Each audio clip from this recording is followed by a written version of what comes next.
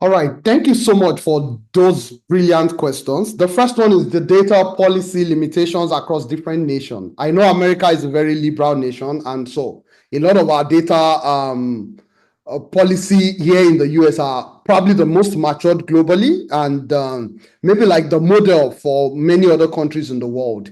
But I also want you to know that cyber security threats had actually increased the awareness across all countries globally, especially in fields like finance, healthcare, where there are policies that really, really regulate strictly at maybe ministry level for each data governance structure. But this is my question.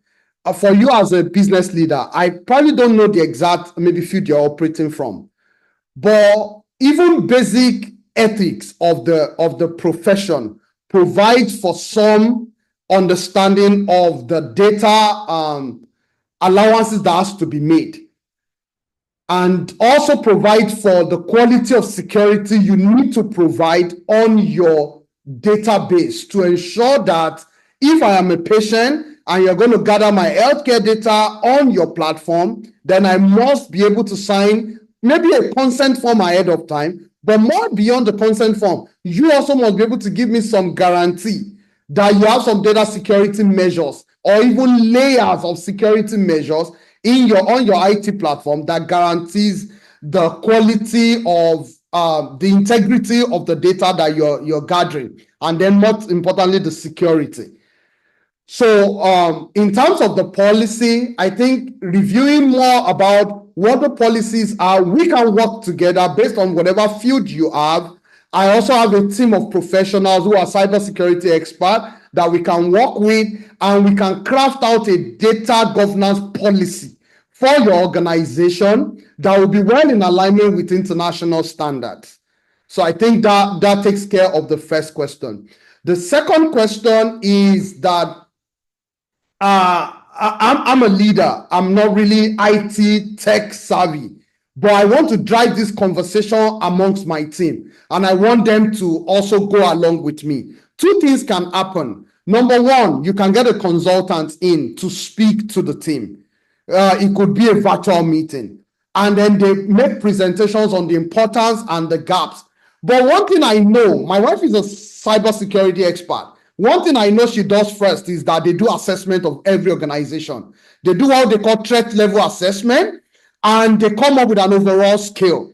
It's based on that overall scale, they come up with a quality improvement plan that determines how well the data security governance structure of that organization is, and then they make it in a simple way that the leadership of the organization can communicate what is needed to be done to the team. So she has this role she plays where she even handholds some organization working with their IT department until they're able to put security labels on most of their platforms. So these are realities that actually happens with data governance. When it comes to the technicalities of making this happen, as a leader, all that is needed from you is that authority to ensure that your team is engaged and committed. The strategic execution of the work may actually have to go through either a consultant or you have to recruit an IT personnel to make that happen. I hope that answers your question. Please, can you repeat the third question? Yeah, my third question was actually just trying to get your opinion, particularly on I have been in various forums where people think that currently, and particularly in Africa, sometimes depending on the interest, people can manipulate data, and therefore the true picture is not seen. Excellent. So my question is simple: that over reliance on data may stifle some intuition in a way, such a way that the out-of-box kind of thinking may be limited, leading to manipulation. I wanted to get what are your thoughts around that. Excellent. I love that question. In fact, your three questions are just solid. Now, this is the way we look at data. I have a lot of strong training in QI. So we always say, beware of data. The reason why we say this is that there are some limitations to measurement. I'm sure you know that. The limitations could be that maybe quantitatively to even track those data may be difficult, or maybe qualitatively, the description we give to those data may not be exactly what your assessor or what your machine is able to pick.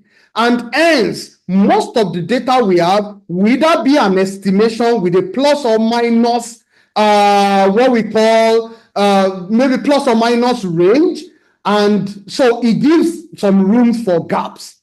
Now, the other part to it is the concept of data integrity, which I actually made mention. If I am going to rely on this data, how accurate is the source verification for this data? So I think the first thing we should work on is the whole data line pathway up until, okay, let me paint a picture from an hospital. How is the data captured from the reception up until the procedure is done, up until the patient is discharged? If I can guarantee the integrity along that line and we can minimize any harm of manipulation, then the data will be reliable. You know, we talk about data integrity, data reliability. So it is our job as the leader to put a lot of strongholds along the line. Now, another part you would have is when your team decides to just change data, especially when you want to motivate them financially. I know financial motivation. I've run a program before where we say if you can achieve 90% vaccination rate, you're going to get this percentage increase in the allowances that comes to the organization. Trust me, everything got 90%. But the reality on the field was they were not 90. So how do you then manage? Because what they just went ahead to do is they started filling the Excel form with details. So the reality we all need to come to is we need to train the people, the assessors who will capture the data, make them understand that we will not only pay you for achieving 90%, but we will pay you even if you achieve 62%, but that 62% is the accurate 62%. Once you ensure that the motivation is directed towards reliability, towards integrity, not just towards data in its absolute sense. So as a leader, our goal is not, I will pay you if you're able to achieve 80% in your next M&E. Our goal should be, I will pay you if you're able to achieve, even if it's 62%. But let that 62% be the accurate reflection of what the team does. That will be our clear-cut definition. So if we don't think about measurement in its absolute term, but we're thinking about measurement to be rewarded appropriately or to be used directly in a standardized way, and then we ourselves as leaders understand that there will be gaps in the whole processes that we're doing, and because of that, we would manage the whole process of data integrity and reliability ourselves. There was a project I heard about that happened in Ekiti State in Nigeria not too long ago, where some people were asked to input some data. It was a globally acclaimed platform. And trust me, the people didn't visit the field and they filled up the Excel document. So on the back end, the guys who developed the platform had a GPS locator that knew that the people did not visit the field, but they imputed data. Else, just exactly what you said, manipulating out results and data and all those. So what we have to do is we have to organize retraining for the team, and we have to support them with adequate resources and security personnel for them to visit the field. Because when we did the root cause analysis, security concerns were one of the reasons why they didn't want to go to the field. Inadequate transportation resources were one of the reasons they didn't want to visit the field. So I'm just saying sometimes you could have issues like that, and then you have to put in some corrective actions in place. Those are just the few points that comes to mind now.